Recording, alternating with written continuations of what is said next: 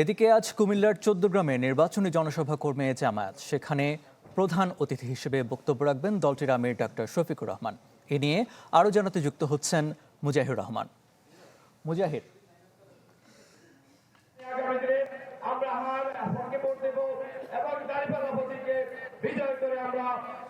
আমি এই মুহূর্তে কুমিল্লার ১৪ গ্রামের যে হাই স্কুল মাঠ সেখানে আছি এবং সেখানে নির্বাচনী জনসমাবেশ জামাতের আমির এখানে কিছুক্ষণের মধ্যে এসে পৌঁছবেন। আর ইতিমধ্যেই আমরা দেখতে পাচ্ছি যে এখানে জামাতের সঠিক মাত্রায় আয়োডিনযুক্ত ও বিশুদ্ধ লবণ নিশ্চিত করছি ১.৫ যুগ ধরে ভালোবাসার নিড়ে।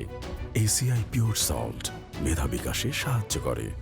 যিনি নায়েবে আমির এবং এই আসনের যিনি প্রার্থী ডাক্তার সৈয়দ আব্দুল্লাহ মোহাম্মদ তাহের, তিনি ইতিমধ্যে জনসভার যে মঞ্চ সেখানে এসে পৌঁছেছেন এবং এর বাইরেও অন্যান্য যারা দলীয় নেতাকর্মী তারাও কিন্তু এখানে অধীর আগ্রহে অপেক্ষা করছেন।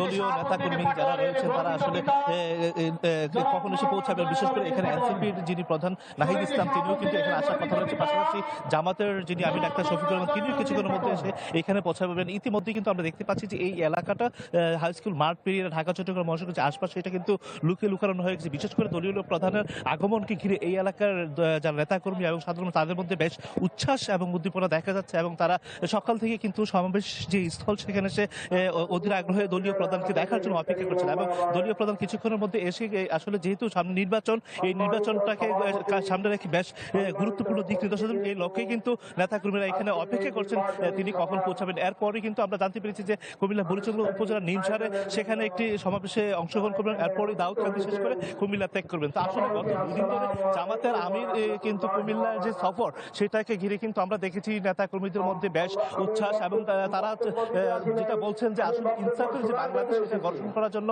দাঁড়িপাল্লার পক্ষে গতকাল কুমিল্লা টাউন হল মাঠে ভোট চেয়েছেন। এর আগে লাকসামেও কিন্তু একইভাবে তিনি ভোট চেয়েছেন এবং ১১টি আসনে জামাতের যারা প্রার্থী হয়েছেন তাদেরকে নির্বাচিত করার জন্য তিনি সকলের সহযোগিতা চেয়েছেন এবং সাধারণ মানুষের পক্ষে তিনি জনমত গঠনের দলীয় নেতার কর্মীদেরকে বেশ দিয়েছেন। তো এই ছিল এখান থেকে সর্বশেষ।